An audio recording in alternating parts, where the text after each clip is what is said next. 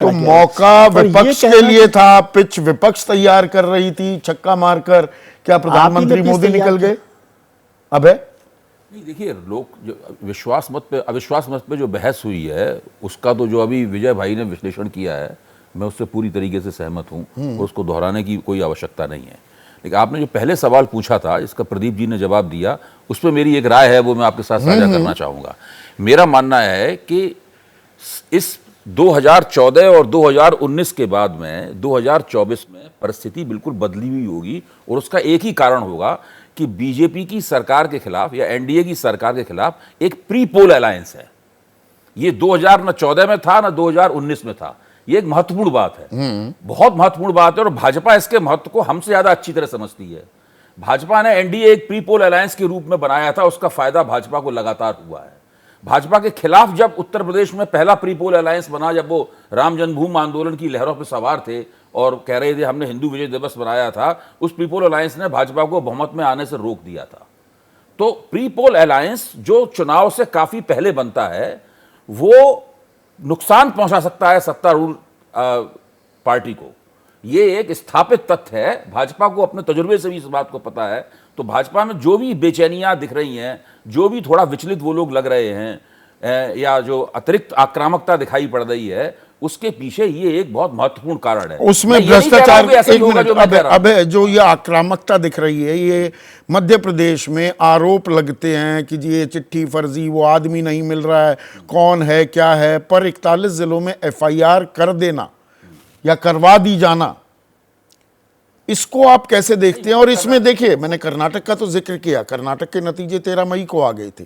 23 मई को ऑर्गेनाइजर जो मुखपत्र है आरएसएस का, उसमें बाकायदा एक संपादकीय छपा जिसमें यह तो कहा ही गया कि प्रधानमंत्री नरेंद्र मोदी का जादू और हिंदुत्व के सहारे ही आप चुनाव जीत जाएंगे, इस मुगालते को ना पालिए। और साथ ही साथ कि भ्रष्टाचार भी के आरोप भी पहली बार चस्पा होते दिख रहे हैं बीजेपी पर। ये प्रदीप जी ने बिल्कुल सही कहा कि अडानी का मुद्दा लगता है कांग्रेस ही भूल गई, पर भ्रष्टाचार का मुद्दा क्या पहली बार ऐसा हो रहा है कि चस्पा भी होता दिख रहा है बीजेपी पर? देखिए, राज्यों के स्तर पर तो साफ तौर पर चस्पा दिख रहा है। हिमाचल प्रदेश में भी ये मुद्दा था, दिल्ली महानगर पालिका के चुनाव में भी ये मुद्दा था साफ तौर, और कर्नाटक में तो बहुत जोरदारी, बहुत मुखर था मुद्दा ये। और ये जो 41 जिलों में एफआईआर दर्ज की गई है, कर्नाटक इफेक्ट का ही नतीजा है। और ये बैकफायर भी कर सकता है, सरकार की आक्रामकता, चोर की दाढ़ी में तिनका वाला काम हो जाएगा। आप खुद कबूल रहे हैं क्या? चुनाव के वक्त में जनता जो है और वोटर है बिल्कुल अलग तरीके से सोचते हैं। वो बिल्कुल सरकार के हाथ से या प्रचार करने वाले लोग जो होते हैं, प्रचार करने वाली एजेंसियों के हाथ से नहीं खाते। वो अलग तरीके से सोचते हैं, बिटवीन दी लाइंस थिंकिंग करते हैं। तो वो एक बहुत महत्वपूर्ण एक ऐसा समय होता है जब लोगों का राजनीतिक दिमाग बहुत सक्रिय होता है। तो ये बात सही है प्रदीप जी की कि केंद्र सरकार के खिलाफ स्पष्ट रूप से कोई भ्रष्टाचार का मुद्दा नहीं, भ्रष्टाचार आरोप नहीं चिपका है, लेकिन मुद्दे हवा में हैं। अभी समय है लोकसभा का चुनाव होने में काफी। कहीं नहीं, यहाँ पर एक चीज में एक इंटरवेंशन और कर दूं, 2G, 3G, 4G, 5G, जीजा जी वगैरह वगैरह जितने घोटाले हुए, उसमें उसका बड़ा फायदा हुआ बीजेपी को। पर 2014 के बाद देखे जिन पर आरोप लगे थे, जो जेल भी गए, वो वापस संसद भी आ गए। मैं ए राजा और कणिमयी की बात कर रहा हूं। और नया कोई आरोप या किसी को सजा भी नहीं होते हमने देखी। आपकी बात सही है। यहाँ तो दिक्कत भारत में तो राजनीति क्या हो गई है, चुनाव हम किसी तरीके से जीत जाएं। बोफर्स का जो वो अकाउंट खाते की संख्या थी, वो भी आज तक पता नहीं इसकी पर्ची लहराई जाती थी, लेकिन उन्होंने वो चुनाव उस मुद्दे पे जीत लिया। भाजपा ने कांग्रेस के खिलाफ माहौल बना के और विनोद राय की रिपोर्ट वगैरह के आधार पर सीएजी के ये चुनाव 2014 का चुनाव जीत लिया और कांग्रेस बहुत बुरी हालत में उसकी वजह से पहुंच गई। लेकिन उनका कुल मिलाकर क्या हश्र हुआ, ये बाद में बहस होती रहेगी। यहां तो सवाल ये है कि अभी पहला लक्ष्य तो ये है किसी ना किसी ये प्रकार हम चुनाव जीत लें, तो उसके लिए सारी पेशबंदी हो रही है।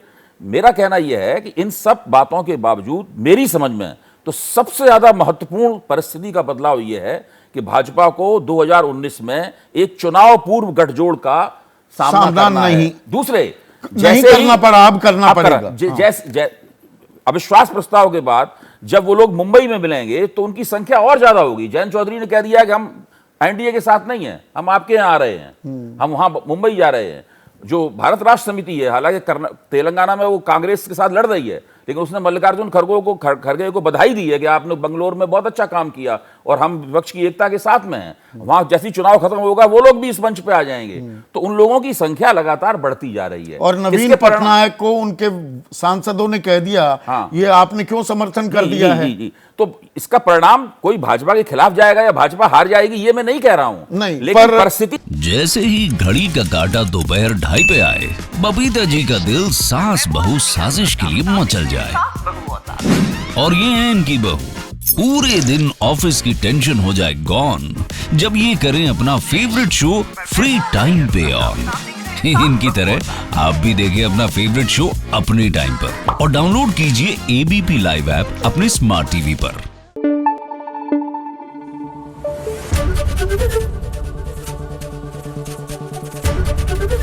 एबीपी न्यूज आपको रखे आगे।